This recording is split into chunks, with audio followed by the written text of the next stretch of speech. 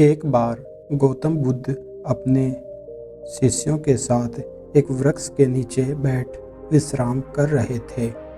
उस वृक्ष की छांव में बुद्ध अपने भिक्षुओं की जिज्ञासा जानकर उन्हें दूर कर रहे थे।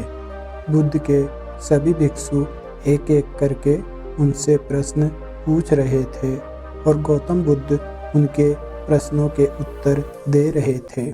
बुद्ध के उन भिक्षुओं में कुछ भिक्षु ऐसे भी थे जो कुछ समय पहले ही संघ से जुड़े हुए थे, जिसके कारण अभी उनके भीतर वह समझ पैदा नहीं हुई थी जो गौतम बुद्ध के प्रवचनों को समझ सके। गर्मियों का समय था, सूरज अपने चरम पर था और चारों तरफ धूप ही धूप थी, लेकिन उस वृक्ष के कारण बुद्ध और उनके सभी भिक्षु आराम से छांव में बैठे हुए थे।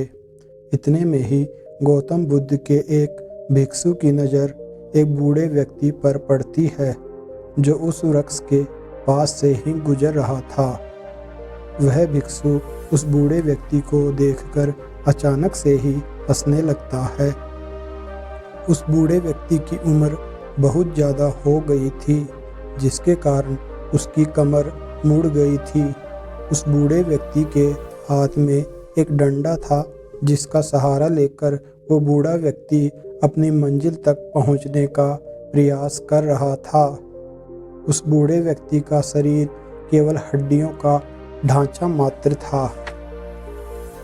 अपने शिष्यों को हंसते हुए देख बुद्ध उससे कहते हैं कि मेरे प्रिय शिष्यों, कृपा कर हंसो मत, क्योंकि जिस व्यक्ति को देखकर तुम अभी हंस रहे हो वह कोई साधारण व्यक्ति नहीं है, बल्कि वह व्यक्ति इसी क्षण तुम्हारे जीवन को रूपांतरित करने की क्षमता रखता है। जो आज तक मैं तुम्हें नहीं सिखा पाया, वह यह बूढ़ा व्यक्ति तुम्हें सिखा रहा है। इसके द्वारा दी गई सीख को बेकार ना करो। बुद्ध की ये बातें सुनकर वह भिक्षु बुद्ध से कहता है कि मुझे क्षमा करे बुद्ध, पर मुझे ये समझ नहीं आ रहा है कि एक बूढ़ा व्यक्ति जो खुद अपने शरीर और अपनी बीमारियों से लाचार है, वह मुझे क्या सिखा सकता है। फिर बुद्ध उस शिष्य से कहते हैं कि ये बूढ़ा व्यक्ति तुम्हें तुम्हारा भविष्य दिखा रहा है। जिस बुढ़ापे को और लाचारी को देखकर तुम अभी हंस रहे हो, वह बुढ़ापा और लाचारी तुम्हारे जीवन में भी आने वाली है। वह बूढ़ा व्यक्ति तुमसे कह रहा है कि अभी समय है, इस स्वस्थ शरीर का अच्छे कर्म करने के लिए उपयोग करो। अगर तुम्हारा ये स्वस्थ शरीर तुम्हारे हाथ से निकल गया तो फिर से वापस नहीं आएगा, और अभी तुम्हारा ये शरीर सही से काम कर रहा है, जैसे कि तुम्हारे हाथ, पैर, आँख, कान और नाक, ये सभी चीज़ें सही से काम कर रही है। क्या यह छोटी बात है? और क्या तुम इसे मामूली सी बात समझ रहे हो? यह घटना कोई साधारण घटना नहीं थी जो अभी तुम्हारे साथ घटी, और ये घटना तुम्हारे जीवन को बदलने की क्षमता रखती है। ठीक इसी तरह की घटना ने मेरा जीवन बदला था, और इस तरह की घटना के कारण ही आज मैं बुद्ध हूँ।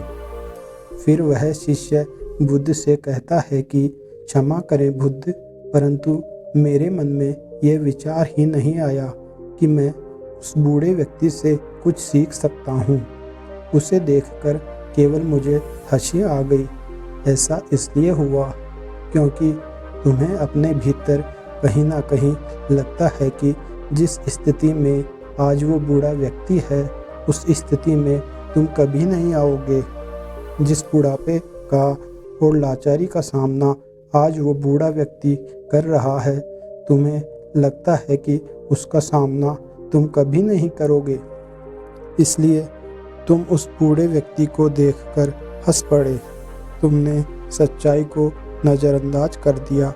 अगर तुम सच्चाई को देख लेते तो चाहकर भी अपने आँखों के आंसुओं को नहीं रोक पाते। परंतु तुमने सत्य को अनदेखा कर दिया और तुम बहुत बड़ी संभावना से चूक गए। बुद्ध की ये बातें सुन वो शिष्य बहुत शर्मिंदा हुआ और अपनी इस गलती के लिए बुद्ध से क्षमा मांगी। दोस्तों, जो लोग इस कहानी को अभी सुन रहे हो सकता है कि आप बड़ी से बड़ी समस्याओं में हो या हो सकता है कि आप परेशानियों में हो, लेकिन फिर भी एक बात को हमेशा ध्यान में रखना है कि जब तक आपका स्वास्थ्य ठीक है तब तक आप किसी भी बड़ी से बड़ी समस्या से बाहर आ सकते हो। दोस्तों, इसलिए बुद्ध ने कहा है कि हमारा स्वास्थ्य हमारा सबसे बड़ा उपहार है जो हमें इस सृष्टि से मिला हुआ है। इसलिए इसका उपयोग सही से करो और जीवन में कितनी भी बड़ी समस्या हो बिना निराश हुए धैर्यपूर्वक उस समस्या का सामना करो और उन लोगों से भी प्रेरणा लें जो आपसे बदतर स्थिति में होते हुए भी खुशी खुशी जीवन व्यतीत कर रहे हैं।